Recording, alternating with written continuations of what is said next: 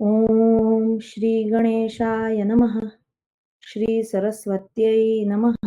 श्रीवेदव्यासाय नमः।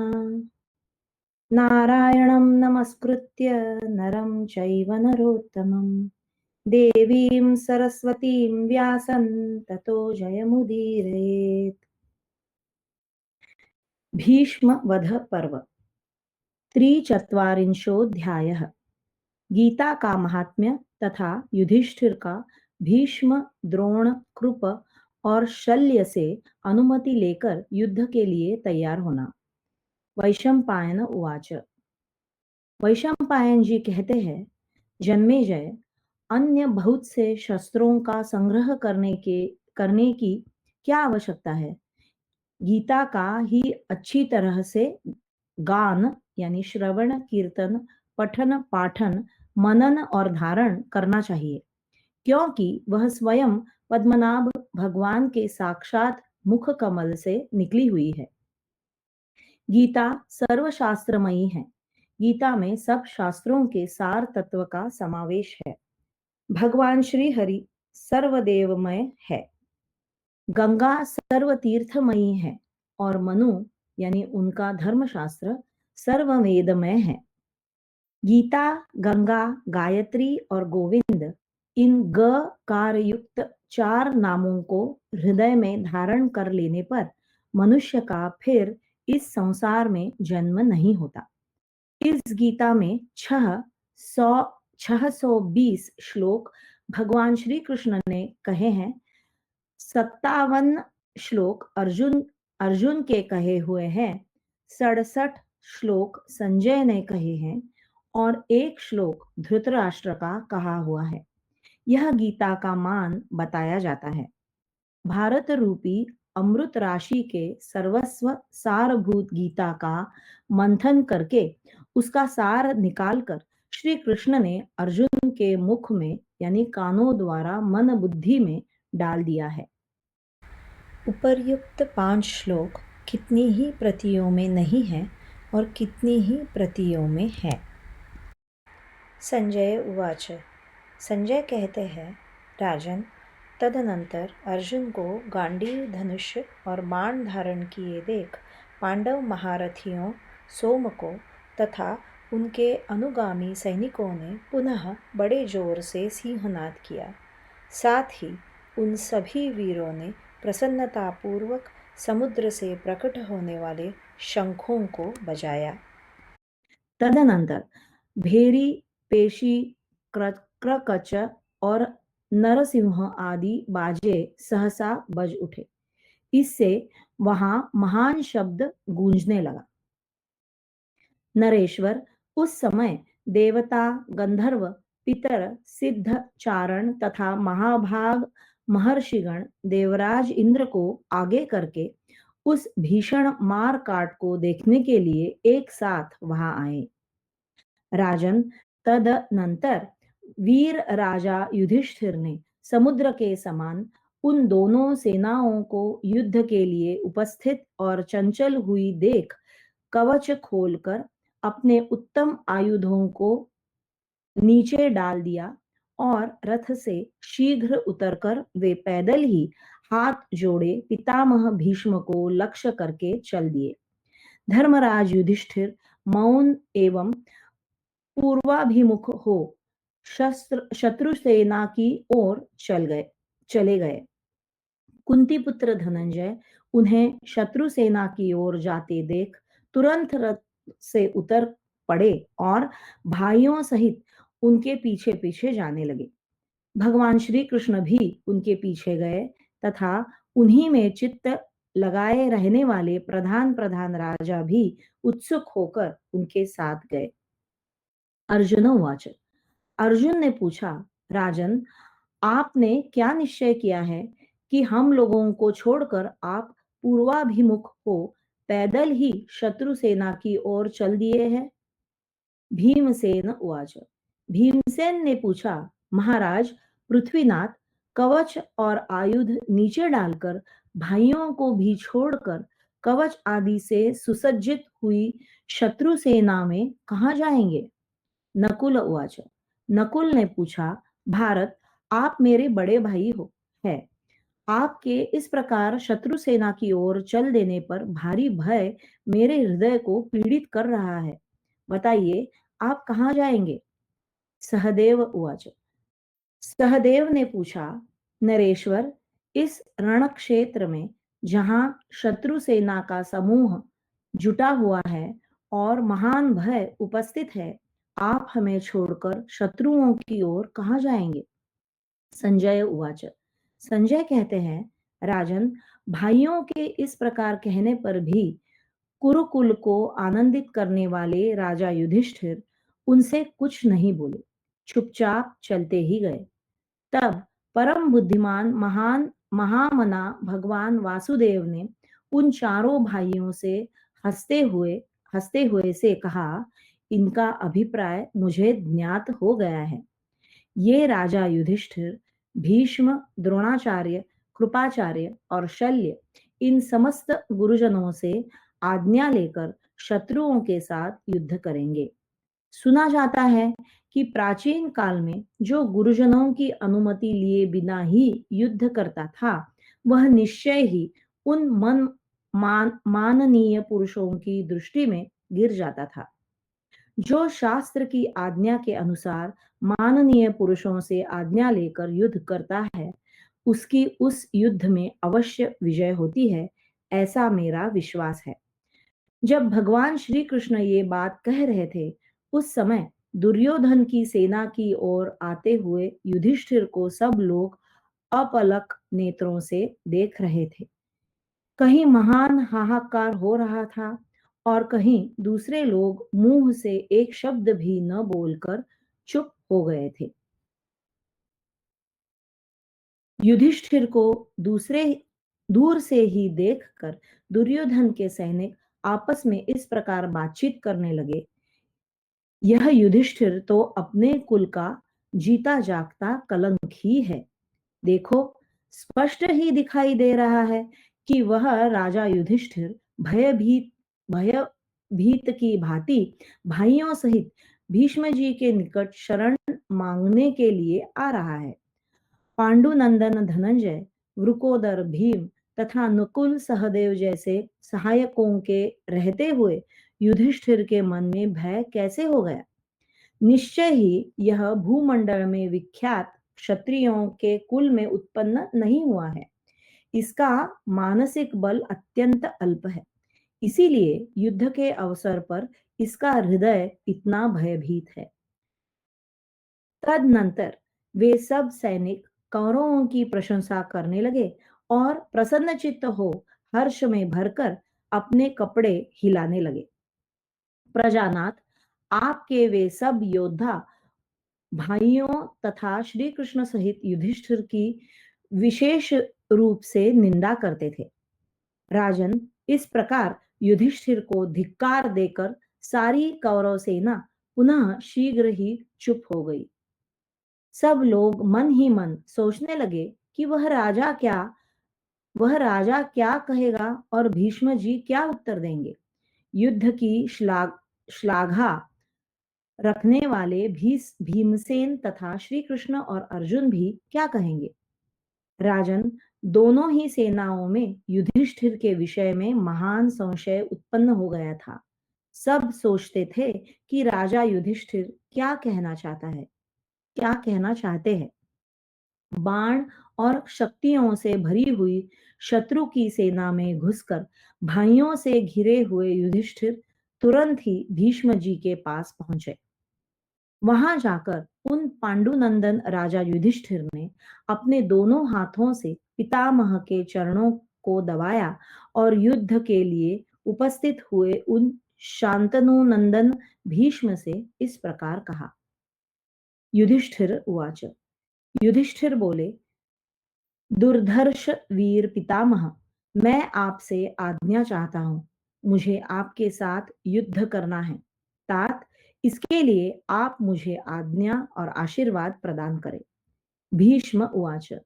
भीष्म जी बोले, पृथ्वीपते भरत कुल नंदन, महाराज, यदि इस युद्ध के समय तुम इस प्रकार मेरे पास नहीं आते, तो मैं तुम्हें पराजित होने के लिए शाप दे देता। पांडुनंदन, पुत्र, अब मैं प्रसन्न हूं और तुम्हें आज्ञा देता हूं। तुम युद्ध करो और विजय पाओ। इसके सिवा और भी जो तुम्हारी अभिलाषा हो, वह इस युद्ध भूमि में प्राप्त करो। पार्थ, वर मांगो। तुम मुझसे क्या चाहते हो? महाराज, ऐसी स्थिति में तुम्हारी पराजय नहीं होगी। महाराज, पुरुष अर्थ का पुरुष अर्थ का दास है, अर्थ किसी का दास नहीं है। यह सच्ची बात है। मैं कौरवों के द्वारा अर्थ से बंधा हुआ हूं। कुरुनंदन, इसीलिए आज मैं तुम्हारे सामने नपुंसक के समान वचन बोलता हूं।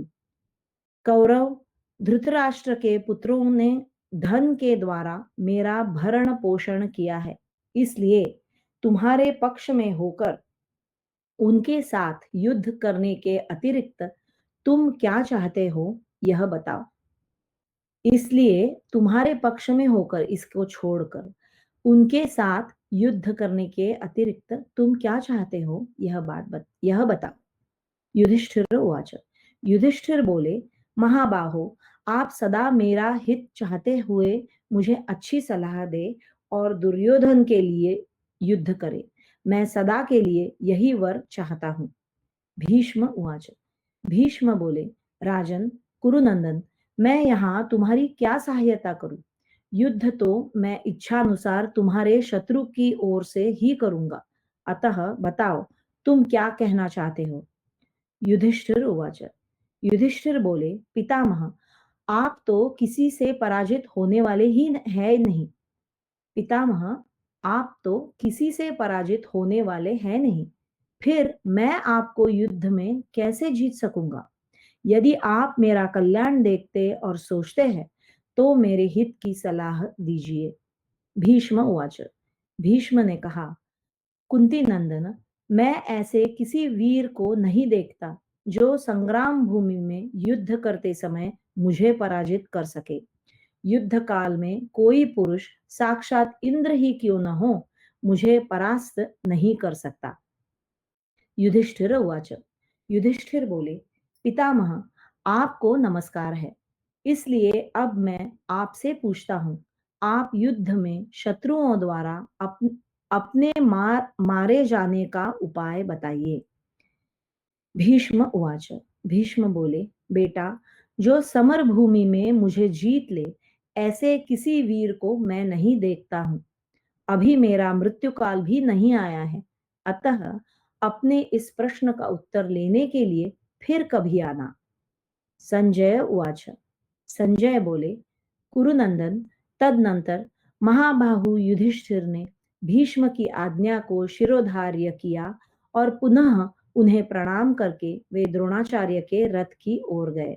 सारी सेना देख रही थी और वे उसके बीच से होकर भाइयों सहित द्रोणाचार्य के पास जा पहुंचे।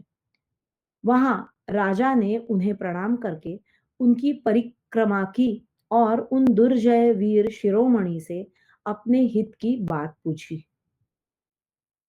भगवान, मैं सलाह पूछता हूँ, किस प्रकार आपके साथ निरपराध एवं पाप रहित होकर युद्ध करूंगा?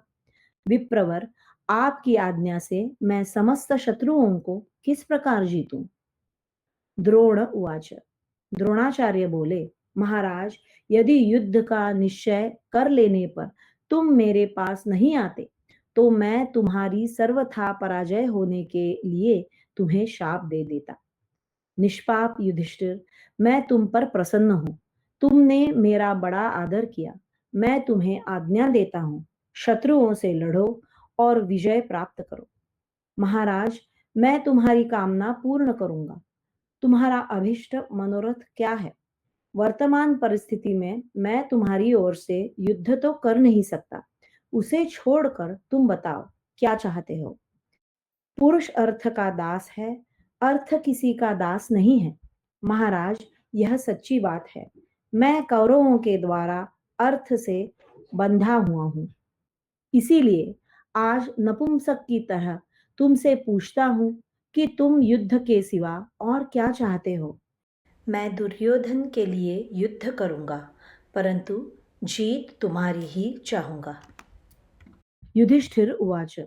युधिष्ठिर बोले, ब्रह्मन, आप मेरी विजय चाहो आप मेरी विजय चाहे और मेरे हित की सलाह देते रहे। युद्ध दुर्योधन की ओर से ही करें, यही वर मैंने आपसे मांगा है। द्रोण उवाच।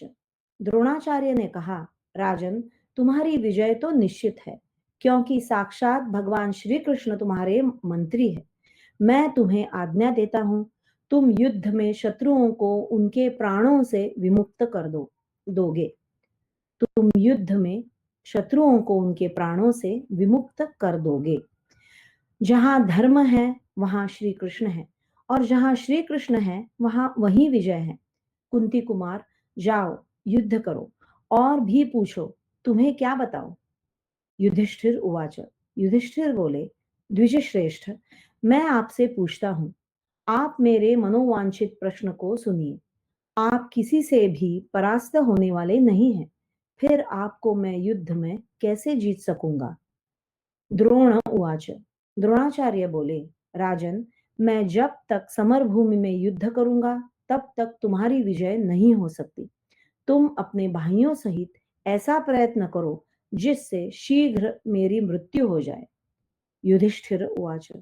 युधिष्ठिर बोले, महाबाहु आचार्य, इसलिए अब आप अपने वध का उपाय मुझे बताइए।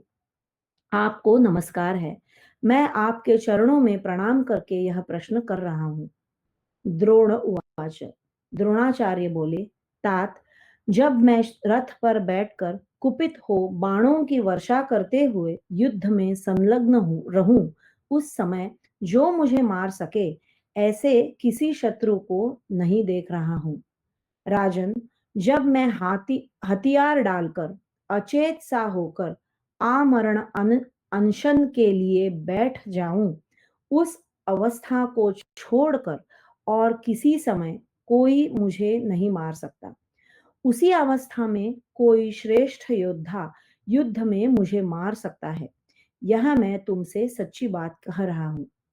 यदि मैं किसी विश्वसनीय पुरुष से युद्ध भूमि में कोई अत्यंत अप्रिय समाचार सुन लूं, तो हथियार नीचे डाल दूंगा। यह मैं तुमसे सच्ची बात कह रहा हूं। संजय उवाच। संजय कहते हैं, महाराज, परम बुद्धिमान द्रोणाचार्य की यह बात सुनकर उनका सम्मान करके राजा युधिष्ठिर कृपाचार्य के पास गए। उन्हें नमस्कार करके उनकी परिक्रमा करने के पश्चात वक्ताओं में श्रेष्ठ राजा युधिष्ठिर ने दुर्धर्ष वीर कृपाचार्य से कहा, निष्पाप गुरुदेव, मैं पाप रहित रहकर आपके साथ युद्ध कर सकूं, इसके लिए आपकी अनुमति चाहता हूं। आपका आदेश पाकर मैं समस्त शत्रुओं को संग्राम में जीत सकता हूं। कृप उवाच। कृपाचार्य बोले, महाराज, यदि युद्ध का निश्चय कर लेने पर तुम मेरे पास नहीं आते, तो मैं तुम्हारी सर्वथा पराजय होने के लिए तुम्हें शाप दे देता। पुरुष अर्थ का दास है, अर्थ किसी का दास नहीं है। महाराज, यह सच्ची बात है। मैं कौरवों के द्वारा अर्थ से बंधा हुआ हूँ। महाराज, मैं निश्चय कर चुका हूं कि मुझे उन्हीं के लिए युद्ध करना है। अतः तुमसे नपुंसक की तरह पूछ रहा हूं कि सहयोग की तुम युद्ध संबंधी सहयोग को छोड़कर मुझसे और क्या चाहते हो। युधिष्ठिर उवाच। युधिष्ठिर बोले, आचार्य, इसलिए अब मैं आपसे पूछता हूं, आप मेरी बात सुनिए। इतना कहकर राजा युधिष्ठिर व्यथित और अचेत से होकर उनसे कुछ भी बोल न सके। संजय उवाच। संजय कहते हैं, पृथ्वीपते, कृपाचार्य यह समझ गए कि युधिष्ठिर क्या कहना चाहते हैं। अतः उन्होंने उनसे इस प्रकार कहा, राजन, मैं अवध्य हूं, जाओ, युद्ध करो और विजय प्राप्त करो। नरेश्वर, तुम्हारे इस आगमन से मुझे बड़ी प्रसन्नता हुई है। अतः सदा उठकर मैं तुम्हारी विजय के लिए शुभ कामना करूंगा। यह तुमसे सच्ची बात कहता हूँ। महाराज प्रजानाथ, कृपाचार्य की यह बात सुनकर राजा युधिष्ठिर उनकी अनुमति ले जहां मद्रराज शल्य थे उस ओर चले गए। दुर्जय वीर शल्य को प्रणाम करके उनकी परिक्रमा करने के पश्चात राजा युधिष्ठिर ने उनसे अपनी हित की बात कही। दुर्धर्ष वीर, मैं पाप रहित एवं निरपराध रहकर आपके साथ युद्ध करूंगा। इसके लिए आपकी अनुमति चाहता हूँ। राजन, आपकी आज्ञा पाकर मैं समस्त शत्रुओं को युद्ध में परास्त कर सकता हूँ। शल्य उवाच। शल्य बोले, महाराज, यदि युद्ध का निश्चय कर लेने पर तुम मेरे पास नहीं आते तो मैं युद्ध में तुम्हारी पराजय के लिए तुम्हें शाप दे देता। अब मैं बहुत संतुष्ट हूँ। तुमने मेरा बड़ा सम्मान किया। तुम जो चाहते हो वह पूर्ण हो। मैं तुम्हें आज्ञा देता हूँ, तुम युद्ध करो और विजय प्राप्त करो। वीर, तुम कुछ और बताओ, किस प्रकार तुम्हारा मनोरथ सिद्ध होगा। मैं तुम्हें क्या दूं? महाराज, इस परिस्थिति में युद्ध विषयक सहाय सहयोग को छोड़कर तुम मुझसे और क्या चाहते हो? पुरुष अर्थ का दास है, अर्थ किसी का दास नहीं है। महाराज, यह सच्ची बात है। कौरवों के द्वारा मैं अर्थ से बंधा हुआ हूँ। इसलिए मैं तुमसे नपुंसक की भांति कह रहा हूं। बताओ, तुम युद्ध विषयक सहयोग के सिवा और क्या चाहते हो? मेरे भांजे, मैं तुम्हारा अभिष्ट मनोरथ पूर्ण करूंगा। युधिष्ठिर उवाच। युधिष्ठिर बोले, महाराज, मैं आपसे यही वर मांगता हूं कि आप प्रतिदिन उत्तम हित की सलाह मुझे देते रहे। अपने इच्छानुसार युद्ध दूसरे के लिए करे। शल्य उवाच। शल्य बोले, नृपश्रेष्ठ, बताओ, इस विषय में मैं तुम्हारी क्या सहायता करूं? कौरवों के द्वारा मैं अर्थ से बंधा हुआ हूं। अतः अपने इच्छानुसार युद्ध तो मैं तुम्हारे विपक्षी की ओर से ही करूंगा। युधिष्ठिर उवाच। युधिष्ठिर बोले, मामा जी, जब युद्ध के लिए उद्योग चल रहा था उन दिनों आपने मुझे जो वर दिया था वही वर आज भी मेरे लिए आवश्यक है। सूत पुत्र का अर्जुन के साथ युद्ध हो तो उस समय आपको उसका उत्साह नष्ट करना चाहिए। मामा जी, मेरा यह दृढ़ विश्वास है कि उस युद्ध में दुर्योधन आप जैसे दुर्योधन आप जैसे शूरवीर को सूतपुत्र के सारथी का कार्य करने के लिए अवश्य नियुक्त करेगा। शल्य उवाच। शल्य बोले, कुंती नंदन, तुम्हारा यह अभीष्ट मनोरथ अवश्य पूर्ण होगा। जाओ, निश्चिंत होकर युद्ध करो। मैं तुम्हारे वचन का पालन करने की प्रतिज्ञा करता हूँ। संजय उवाच। संजय कहते हैं, राजन, इस प्रकार अपने मामा मद्रराज शल्य की अनुमति लेकर भाइयों से घिरे हुए कुंती पुत्र युधिष्ठिर उस विशाल सेना से बाहर निकल गए।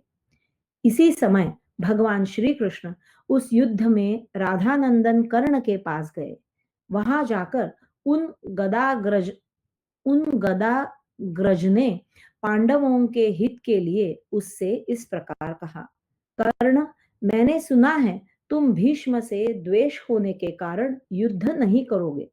राधानंदन, ऐसी दशा में जब तक भीष्म मारे नहीं जाते हैं तब तक हम लोगों का पक्ष ग्रहण कर लो।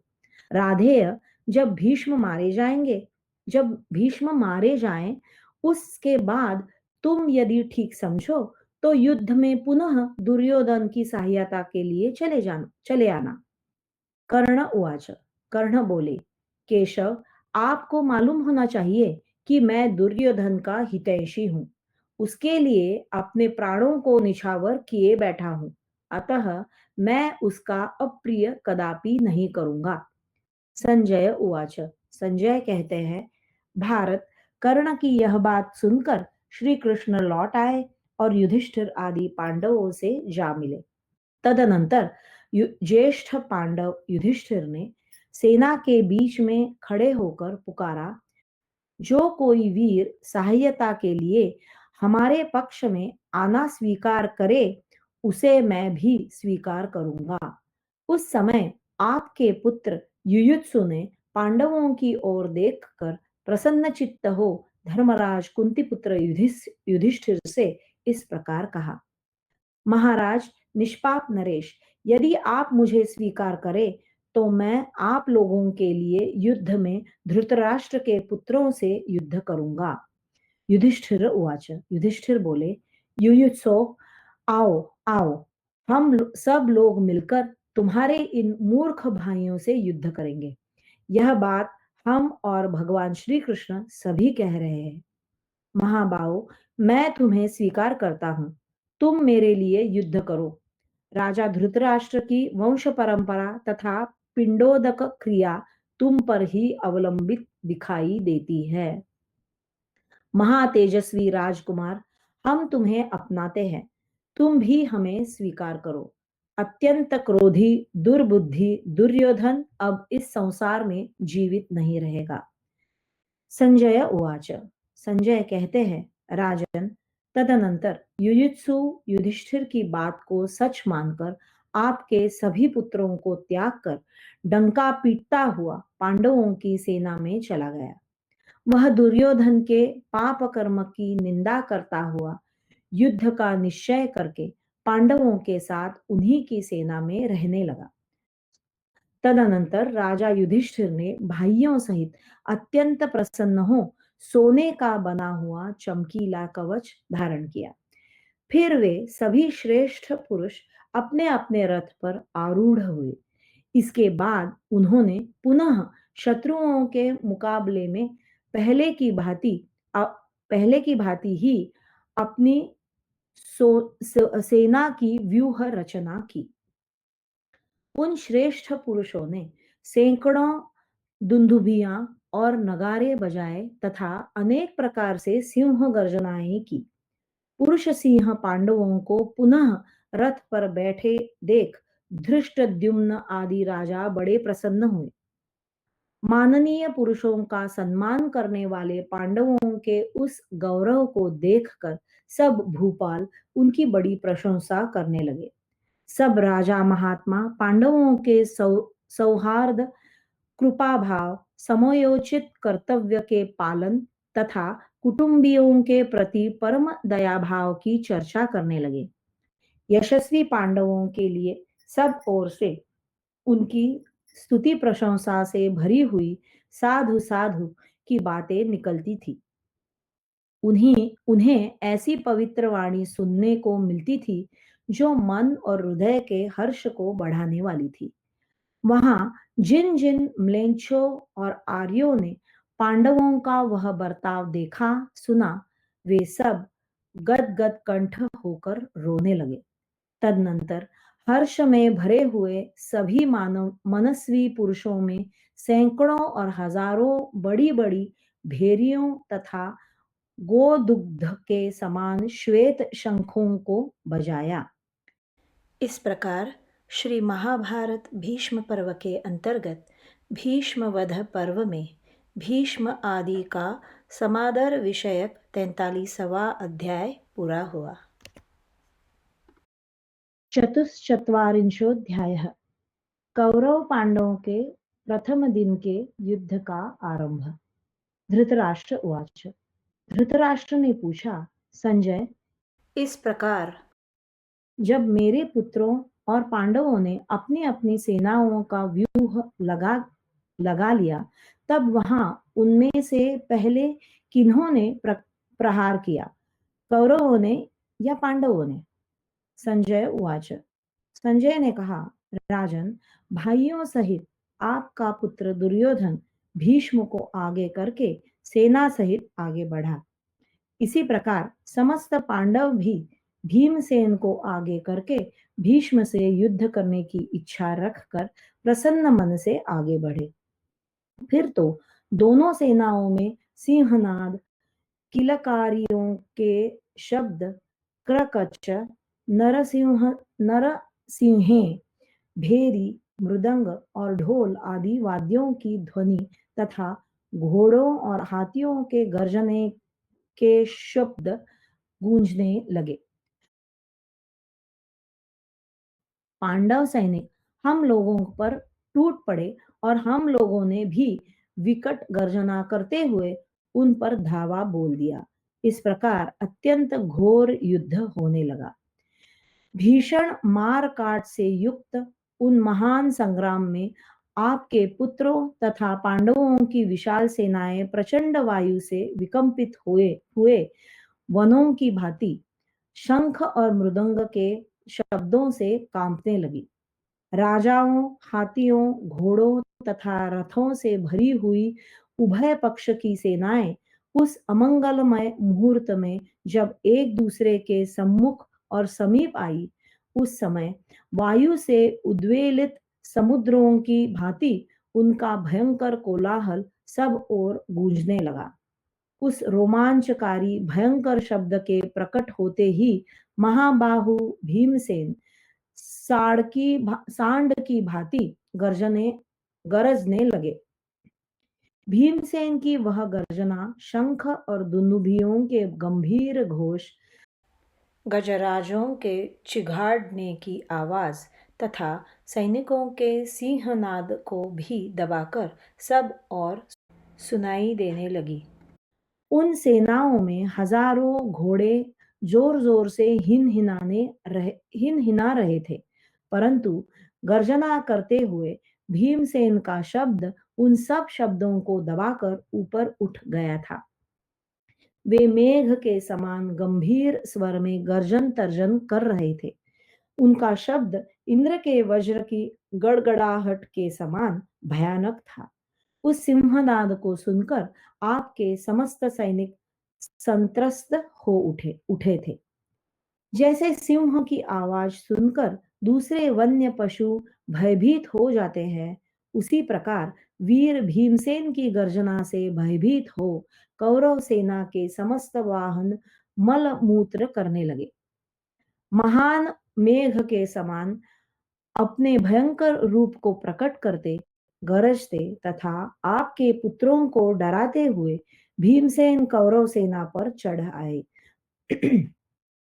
महान धनुर्धर भीमसेन को आते देख दुर्योधन दुर्योधन के भाइयों तथा अन्य वीरों ने जैसे बादल सूर्य को ढक लेता है, उसी प्रकार बाण समूहों से उन्हें आच्छादित करते हुए सब ओर से घेर लिया।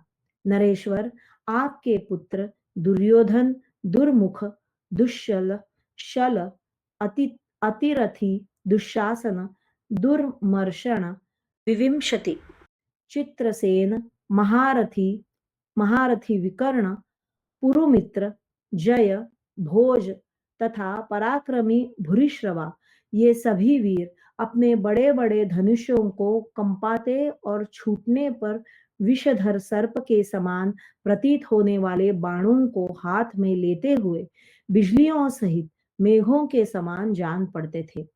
ये सभी भूपाल पांडव सेना के सम्मुख यानी भीमसेन को घेर कर खड़े हो गए। तदनंतर द्रौपदी के पांचों पुत्र महारथी अभिमन्यु, नकुल, सहदेव तथा द्रुपद पुत्र धृष्टद्युम्न, ये सभी योद्धा वज्र के समान महान वेगशाली तीक्ष्ण बाणों द्वारा पर्वत शिखरों की भांति धृतराष्ट्र पुत्रों को पीड़ा देते हुए उन पर चढ़ आए। उस प्रथम संग्राम में जब भयानक धनुषों की टंकार तथा ताल ठोकने की आवाज हो रही थी, आपके तथा पांडवों के दल में भी कोई युद्ध से विमुख नहीं हुआ। भरत श्रेष्ठ, उस समय मैंने द्रोणाचार्य के उन शिष्यों की फूर्ति देखी। वे बड़ी तीव्र गति से बाण छोड़ते और लक्ष्य को बींध डालते थे। वहां टंकार करते हुए धनुष्यों के शब्द कभी शांत नहीं होते थे। आकाश से नक्षत्रों के समान उन धनुष्यों से चमकीले बाण प्रकट हो रहे थे। भरत नंदन, दूसरे सब राजा लोग उस कुटुंबीय कुटुंबी जनों के भयंकर दर्शनीय संग्राम को दर्शक की भांति देखने लगे। राजन, बाल्यावस्था में वे सभी एक दूसरे का अपराध कर चुके थे। सबका स्मरण हो आने से वे सभी महारथी रोष में भर गए और एक दूसरे के प्रति स्पर्धा रखने के कारण युद्ध में विजयी होने के लिए विशेष परिश्रम करने लगे। हाथी, घोड़े और रथों से भरी हुई कौरव पांडवों की वे सेनाएं पट पर अंकित हुई चित्रमयी सेनाओं की भांति उस रणभूमि में विशेष शोभा पा रही थी। तदनंतर आपके पुत्र दुर्योधन की आज्ञा से अन्य सब राजा भी हाथ में धनुष्य बाण लिए सेनाओं सहित वहां आ पहुंचे। इसी प्रकार युधिष्ठिर की आज्ञा पाकर सहस्रों नरेश गर्जना करते हुए आपके पुत्र की सेना पर टूट पड़े। उन दोनों सेनाओं का वह संघर्ष अत्यंत दुस्सह था। सेना की धूल से आच्छादित हो सूर्यदेव अदृश्य हो गए। कुछ लोग युद्ध करते, कुछ भागते और कुछ भागकर फिर लौट आते थे। इस बात में अपने और शत्रु पक्ष के सैनिकों में कोई अंतर नहीं दिखाई देता था। जिस समय वह अत्यंत भयानक तुमुल युद्ध छिड़ा हुआ था, उस समय आपके ताऊ भीष्म जी उन समस्त सेनाओं से ऊपर उठकर अपने तेज से प्रकाशित हो रहे थे। इस प्रकार श्री महाभारत भीष्म पर्व के अंतर्गत भीष्म वध पर्व में युद्ध का आरंभ विषयक 44वां अध्याय पूरा हुआ। पंचचत्वारिंशोऽध्यायः उभय पक्ष के सैनिकों का द्वंद्व युद्ध।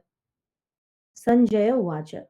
संजय कहते हैं, प्रजानाथ, उस भयंकर दिन के प्रथम भाग में महाभयानक युद्ध होने लगा जो राजाओं के शरीर का उच्छेद करने वाला था। कौरव और सृंजय वंशी वीर एक दूसरे को जीतने की इच्छा रखकर सिंहों के समान दहाड़ रहे थे। उनका वह सिंहनाद पृथ्वी और आकाश को प्रतिध्वनित कर रहा था। तल और शंखों की ध्वनि के साथ सैनिकों का किल किल शब्द गूंज उठा। एक दूसरे के प्रति गर्जना करने वाले शूरवीरों के सिंहनाद होने लगे। भरत श्रेष्ठ, तलत्राण के आघात से टकराई हुई प्रत्यंचाओं के शब्द, पैदल सिपाहियों के पैरों की धमक, उच्च स्वर से होने वाली घोड़ों की हिनहिनाहट, हाथियों के चाबुक और अंकुश के आघात का शब्द, हथियारों की झंझनाहट तथा एक दूसरे पर धावा करने वाले गजराजों के घंटानाद, ये सब शब्द मिलकर ऐसी भयंकर आवाज प्रकट करने लगे जो रोंगटे खड़े कर देने वाली थी। उसी में रथों के पहियों की घरघराहट होने लगी जो मेघों की विकट गर्जना के समान जान पड़ती थी। वे समस्त कौरव सैनिक अपने मन को कठोर बना प्राणों की बाजी लगाकर ऊंची ध्वजाएं फहराते हुए पांडवों पर धावा करने लगे। राजन, तदनंतर शांतनु नंदन भीष्म उस युद्ध भूमि में कालदंड के समान भीषण धनुष्य लेकर अर्जुन की ओर दौड़े। उधर उधर से महातेजस्वी अर्जुन भी अपना लोक विख्यात गांडीव धनुष्य लेकर युद्ध के महान मुहाने पर गंगानंदन भीष्म की ओर दौड़े। ये दोनों कुरुकुल के सिंह थे और एक दूसरे को मार डालने की इच्छा रखते थे। बलवान भीष्म युद्ध में अर्जुन को घायल करके भी उन्हें विचलित न कर सके। राजन, उसी प्रकार पांडुनंदन अर्जुन भी भीष्म को युद्ध में हिला न सके। दूसरी ओर महाधनुर्धर सात्यकी ने कृतवर्मा पर धावा किया। उन दोनों में बड़ा भयंकर रोमांचकारी युद्ध हुआ। सात्यकी ने कृतवर्मा को और कृतवर्मा ने सात्यकी को भयंकर बाणों से घायल करते हुए एक दूसरे को बड़ी पीड़ा पहुंचाई। वे दोनों महाबली वीर सर्वांग में बाणों से छिदे होने के कारण वसंत ऋतु में खिले हुए दो पुष्प युक्त पलाश वृक्ष के समान शोभा पा रहे थे। अभिमन्यु ने महान धनुर्धर बृहद बल के साथ युद्ध किया। प्रजानाथ कौशल नरेश बृहद बल ने उस युद्ध में अभिमन्यु के ध्वज को काट दिया और सारथी को मार गिराया। महाराज, अपने रथ के सारथी के मारे जाने पर सुभद्रा कुमार अभिमन्यु कुपित हो उठे और उन्होंने बृहद बल को 9 बाणों से घायल कर दिया। तत्पश्चात शत्रुमर्दन अभिमन्यु ने अन्य 2 तीखे बाणों से बृहद बल के ध्वज को काट डाला। फिर एक बाण से उनके पृष्ठ रक्षक को और दूसरे से सारथी को मार डाला। फिर वे दोनों अत्यंत कुपित हो तीखे सहायकों द्वारा एक दूसरे को बेधने लगे। युद्ध में अभिमान प्रकट करने वाले घमंडी और पहले के वैरी आपके महारथी पुत्र दुर्योधन से भीमसेन युद्ध करने लगे। वे दोनों नरश्रेष्ठ महाबली वीर कुरुकुल के प्रधान व्यक्ति थे। उन्होंने समरांगण में एक दूसरे पर बाणों की वर्षा आरंभ कर दी। भारत, वे दोनों महामनस्वी अस्त्र विद्या के विद्वान तथा विचित्र प्रकार से युद्ध करने वाले थे। उन्हें देखकर समस्त प्राणियों को बड़ा विस्मय हुआ। दुशासन ने आगे बढ़कर मर्म स्थान को विदीर्ण करने वाले अपने बहुसंख्यक तीखे बाणों द्वारा महाबली नकुल को घायल कर दिया। भारत, तब माद्री कुमार नकुल ने भी हंसते हुए से तीखे बाण मारकर दुशासन के धनुष्य बाण और ध्वज को काट गिराया और 25 बाण मारकर उसे घायल कर दिया। इसके बाद आपके दुर्धर्ष पुत्र ने उस महायुद्ध में नकुल के घोड़ों को अपने सहायकों द्वारा काट डाला और ध्वज को भी नीचे गिरा दिया। महाबली सहदेव उस महासमर में अपनी विजय के लिए बड़ा प्रयत्न कर रहे थे। उन्हें आपके पुत्र दुर्मुख ने धावा करके अपने बाणों की वर्षा से घायल कर दिया। तब वीरवर सहदेव ने उस महायुद्ध में अत्यंत तीखे बाणों से दुर्मुख के सारथी को मार गिराया। वे दोनों युद्ध दुर्मद वीर समरांगण में एक दूसरे से टक्कर लेकर पूर्वकृत अपराधों का बदला लेने की इच्छा रखते हुए भयंकर बाणों द्वारा एक दूसरे को भयभीत करने लगे।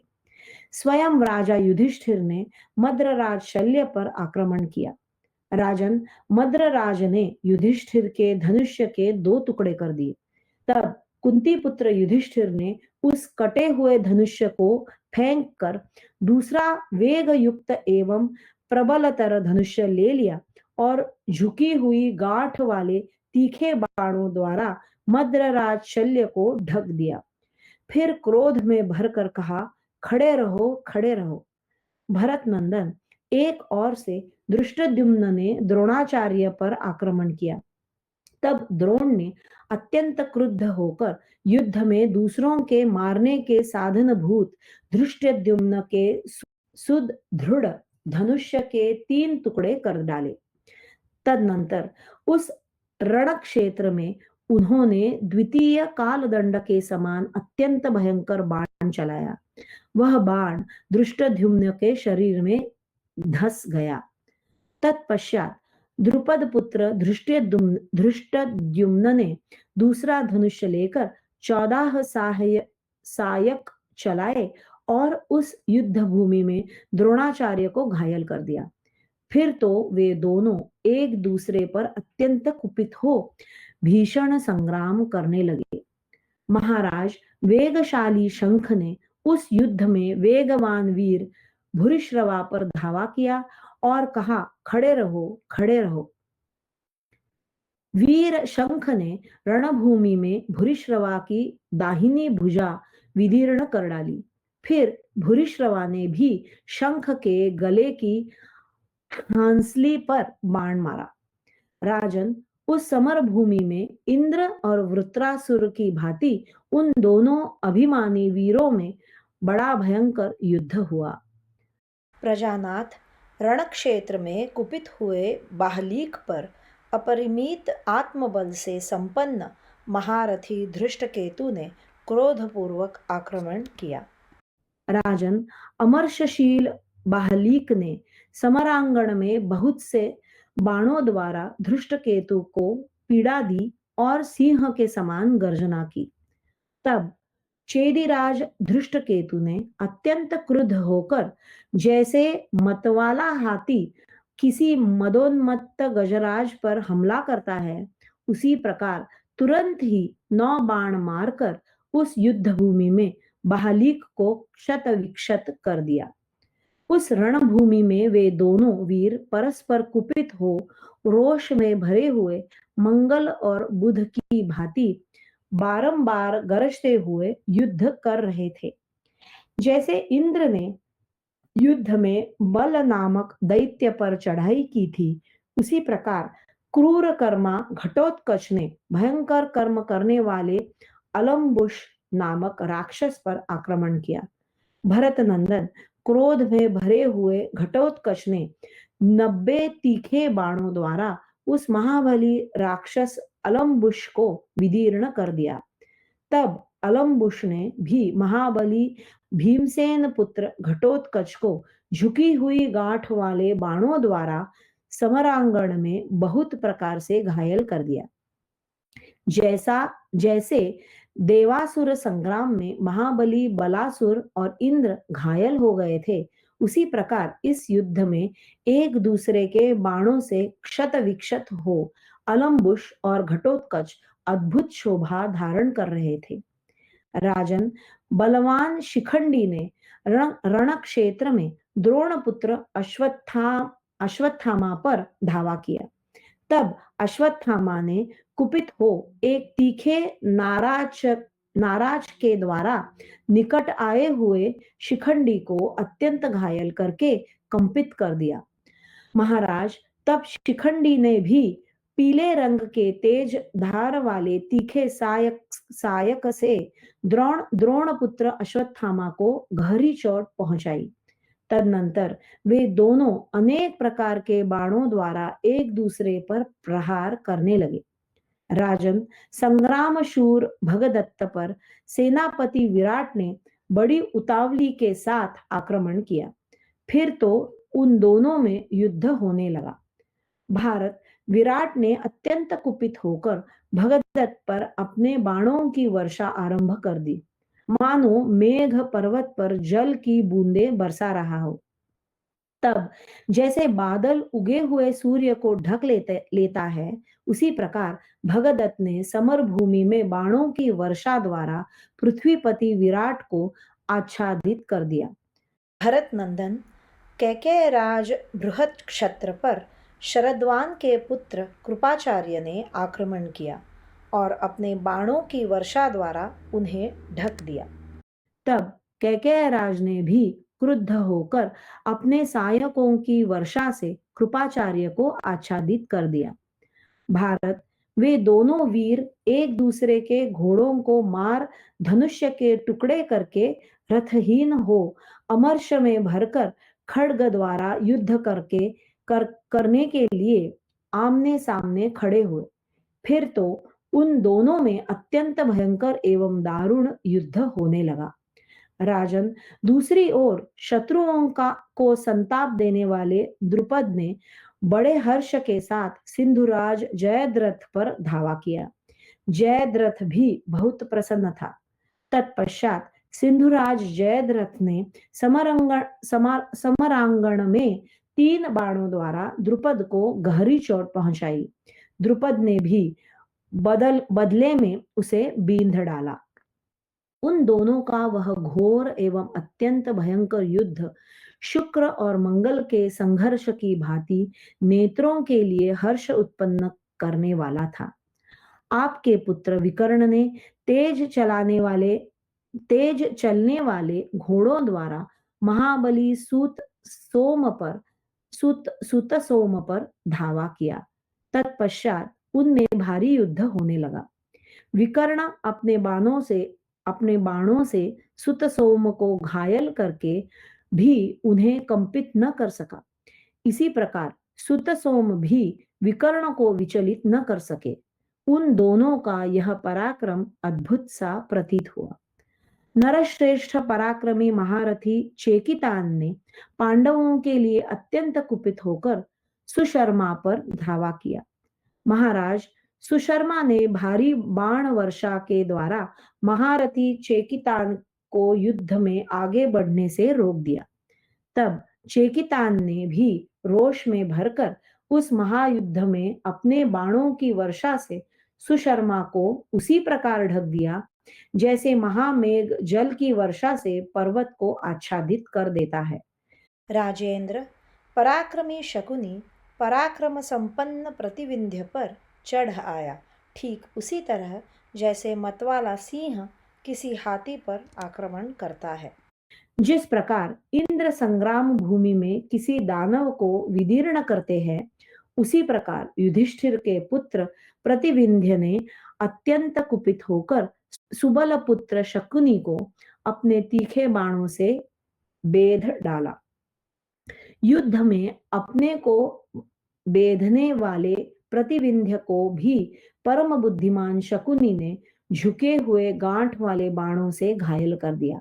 राजेंद्र, काम्बोज देश के राजा पराक्रमी महारथी सुदक्षिण पर रणभूमि में श्रुतकर्मा ने आक्रमण किया।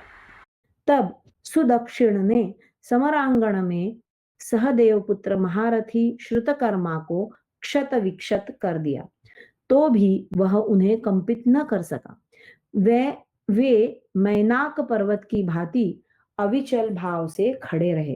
तदनंतर श्रुतकर्मा ने कुपित होकर महारथी काम्बोज राज को सब ओर से विदीर्ण सा करते हुए अपने बहुसंख्य बाणों द्वारा भली भांति पीड़ित किया। दूसरी ओर शत्रुओं को संताप देने वाले यत्नशील ईरावान ने युद्ध में कुपित होकर शत्रुदमन श्रुतायुष पर धावा किया। श्रुतायुष भी प्रयत्न पूर्वक उनका सामना कर रहा था। अर्जुन के उस महारथी पुत्र ईरावान ने रण क्षेत्र में श्रुतायुष के घोड़ों को मारकर बड़े जोर से गर्जना की और उसकी सेना को बाणों से आच्छादित कर दिया। यह देख श्रुतायुष ने भी रुष्ट होकर रणभूमि में अर्जुन पुत्र ईरावान के घोड़ों को अपनी गदा की चोट से मार डाला। तत्पश्चात उन दोनों में खूब जमकर युद्ध होने लगा। अवंती देश के राजकुमार विंद और अनुविंद ने सेना और पुत्र सहित वीर महारथी कुंती भोज के साथ युद्ध आरंभ किया। वहां मैंने उन दोनों का अद्भुत और भयंकर पराक्रम देखा। वे दोनों ही अपनी विशाल वाहिनी के साथ स्थिरता पूर्वक खड़े होकर एक दूसरे का सामना कर रहे थे। अनुविंद ने कुंती भोज पर गदा से आघात किया। तब कुंती भोज ने भी तुरंत ही अपने बाण समूहों द्वारा उसे आच्छादित कर दिया। साथ ही कुंती भोज के पुत्र ने विंद को भी अपने सहायकों से घायल कर दिया। विंद ने भी बदले में कुंती भोज पुत्र को क्षत विक्षत कर दिया। वह अद्भुत सी घटना हुई। राजन, 5 भाई केकेय राजकुमारों ने सेना सहित आकर युद्ध में अपनी विशाल वाहिनी के साथ खड़े हुए गांधार देशीय 5 वीरों के साथ युद्ध आरंभ किया। आपके पुत्र वीरबाहु ने विराट के पुत्र श्रेष्ठ रथी उत्तर के साथ युद्ध किया और उसे तीखे बाणों द्वारा घायल कर दिया। उत्तर ने भी वीरबाहु को अपने तीक्ष्ण सहायकों का लक्ष्य बनाकर बेध डाला। राजन चेदीराज ने समरांगण में उलूक पर धावा किया और उसे अपने बाणों की वर्षा से बींध डाला। वैसे ही उलूक ने भी पंख युक्त तीखे बाणों द्वारा चेदीराज को गहरी चोट पहुंचाई। प्रजानाथ फिर उन दोनों में बड़ा भयंकर युद्ध होने लगा। किसी से पराजित न होने वाले वे दोनों वीर अत्यंत कुपित होकर एक दूसरे को विदीर्ण किए देते थे। इस प्रकार उस घमासान युद्ध में आपके और पांडव पक्ष के रथ, हाथी, घोड़े और पैदल सैन्य के सहस्र योद्धाओं में द्वंद्व युद्ध चल रहा था। महाराज, 2 घड़ी तक तो वह युद्ध देखने में बड़ा मनोरम प्रतीत हुआ। फिर उन्मत्त की भांति विकट युद्ध चलने लगा। उस समय किसी को कुछ सूझ नहीं पड़ता था। उस समर भूमि में हाथी हाथी के साथ भिड़ गया, रथी ने रथी पर आक्रमण किया, घुड़सवार घुड़सवार पर चढ़ आया और पैदल ने पैदल के साथ युद्ध किया। कुछ ही देर में उस रणक्षेत्र के भीतर शूरवीर सैनिकों का एक दूसरे से भिड़कर अत्यंत दुर्धर्ष एवं घमासान युद्ध होने लगा। वहां आए हुए देवर्षियों, सिद्धों तथा चारणों ने भूतल पर होने वाले उस युद्ध को देवासुर संग्राम के समान भयंकर देखा। आर्य तदनंतर हजारों हाथी, रथ, घुड़सवार और पैदल सैनिक द्वंद्व युद्ध के पूर्वोक्त क्रम का उल्लंघन करके सभी सबके साथ युद्ध करने लगे। नरश्रेष्ठ, जहां जहां दृष्टि जाती थी वहीं रथ, हाथी, घुड़सवार और पैदल सैनिक बारंबार युद्ध करते दिखाई देते थे। इस प्रकार श्री महाभारत भीष्म पर्व के अंतर्गत भीष्म वध पर्व में द्वंद्व युद्ध विषयक 45वां अध्याय पूरा हुआ। षट्चत्वारिंशोऽध्यायः कौरव पांडव सेना का घमासान युद्ध। संजय उवाच। संजय कहते हैं, भरतवंशी नरेश, उस रणभूमि में जहां तहां लाखों सैनिकों का मर्यादा शून्य युद्ध चल रहा था, वह सब आपको बता रहा हूं, सुनिए। न पुत्र पिता को पहचानता था, न पिता अपने ओर से पुत्र को, न भाई भाई को जानता था, न मामा अपने भांजे को, न भांजे ने मामा को पहचाना, न मित्र ने मित्र को। उस समय पांडव योद्धा कौरव सैनिकों के साथ इस प्रकार युद्ध करते थे मानो उनमें किसी ग्रह आदि का आवेश हो गया हो। कुछ नरश्रेष्ठ वीर अपने रथों द्वारा शत्रु पक्ष की रथ सेना पर टूट पड़े। भरत श्रेष्ठ कितने ही रथों के जुए विपक्षी रथों के जुओं से ही टकरा कर टूट गए। रथों के ईशादंड और कुबर भी सामने आए हुए रथों के ईशादंड और कुबरों से भिड़कर टुक टुक हो गए। एक दूसरे को मार डालने की इच्छा रखने वाले कितने ही रथ दूसरे रथों से आमने सामने भिड़कर एक पग भी इधर इधर उधर चल न सके। गंड स्थल से मद की धारा बहाने वाले विशालकाय गजराज कुपित हो दूसरे हाथियों से टक्कर लेते हुए अपने दांतों के आघात से एक दूसरे को नाना प्रकार से विदीर्ण करने लगे। महाराज, कितने ही हाथी तोरण और पताकाओं सहित वेगशाली महाकाय एवं श्रेष्ठ गजराजों से भिड़कर उनके दांतों के आघात से अत्यंत पीड़ित हो आतुर भाव से चिघाड़ रहे थे। जिन्हें अनेक प्रकार की शिक्षाएं मिली थी तथा जिनका मद अभी प्रकट नहीं हुआ था, वे हाथी तोत्र और अंकुशों की चोट खाकर सम्मुख खड़े हुए मदस्रावी गजराजों के सामने जाकर युद्ध के लिए डट गए। कुछ महान गजराज मदस्रावी हाथियों से टक्कर लेकर क्रौंच पक्षी की भांति चित्कार करते हुए सब दिशाओं में भाग गए। अच्छी तरह शिक्षा पाए हुए कितने ही हाथी तथा श्रेष्ठ गज, जिनके गंडस्थल से मद चू रहा था, रुष्टि, तोमर और नाराजों से विद्ध होकर मर्म विदीर्ण हो जाने के कारण चिघाड़ चिघाड़ते और प्राण शून्य हो धरती पर गिर पड़े थे गिर पड़ते थे। कितने ही भयानक चित्कार करते हुए सब दिशाओं में भाग जाते थे।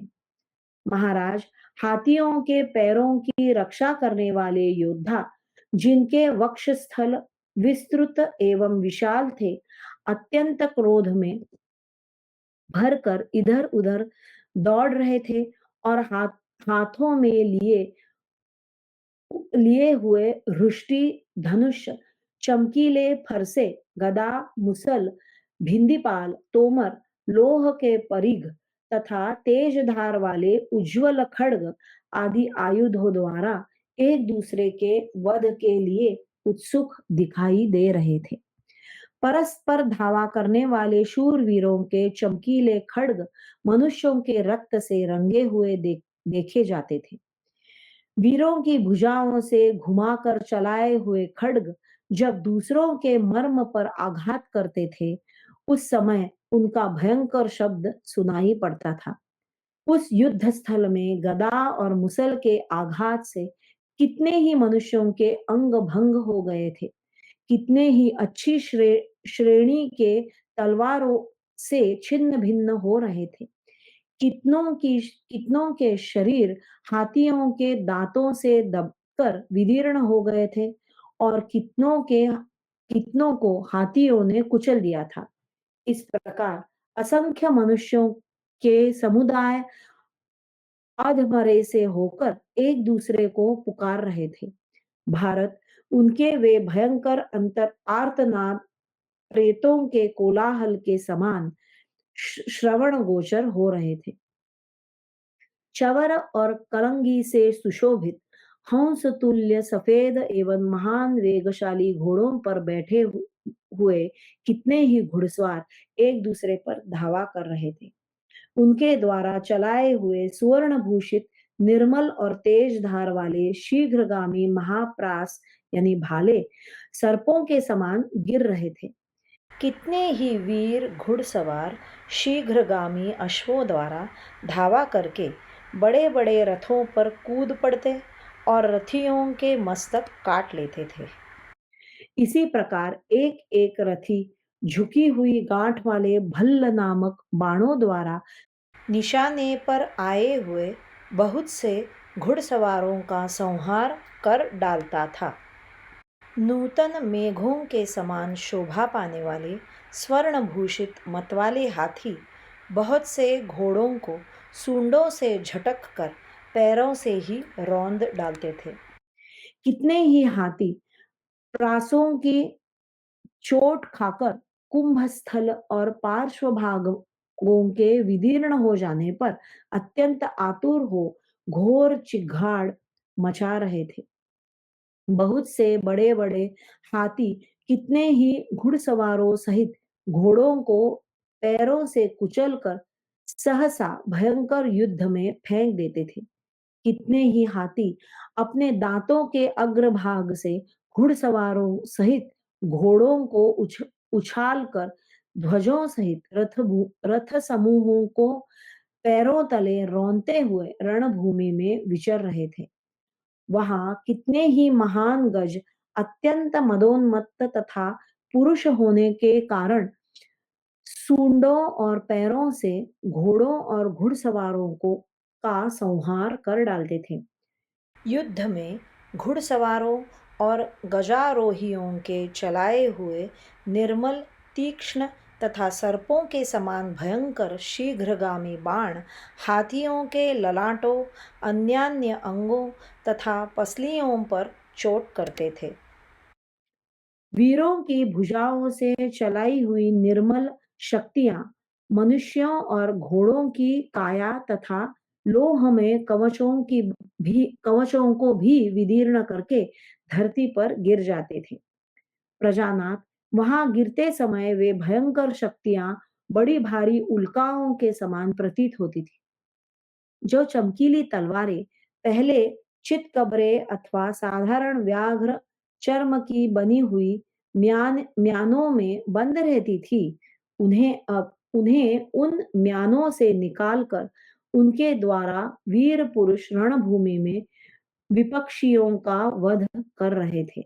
कितने ही योद्धा ढाल, तलवार तथा फरसों से निर्भय होकर शत्रु के सम्मुख जाने, क्रोधपूर्वक दांतों से ओठ दबाकर करने तथा बाई पसली पर चोट करके उसे विदीर्ण करने आदि के पैतरे दिखाते हुए शत्रुओं पर टूट पड़ते थे।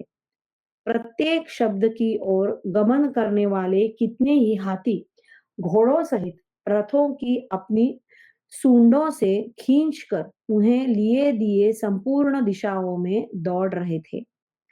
कुछ मनुष्य बाणों से विदीर्ण होकर पड़े थे, कितने ही फरसों से छिन्न भिन्न हो रहे थे, कितनों को हाथियों ने मसल डाला था, कितने ही घोड़ों की टाप से कुचल गए थे, कितनों के शरीर रथ के पहियों से कट गए थे और कितने ही कुबरों से काट डाले गए थे। राजन, रणभूमि में जहां तहां गिरे हुए अगणित मनुष्य अपने कुटुंबीय जनों को पुकार रहे थे।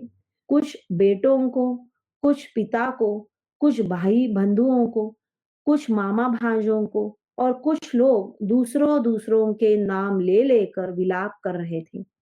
भारत बहुतों की आंतें बाहर निकलकर बिखर गई थी, जांघें टूट गई थी, कितनों की बाहें कट गई थी, बहुतों की पसलियां फट गई थी और कितने ही घायल अवस्था में प्यास से पीड़ित हो जीवन के लोभ से रोते दिखाई देते थे।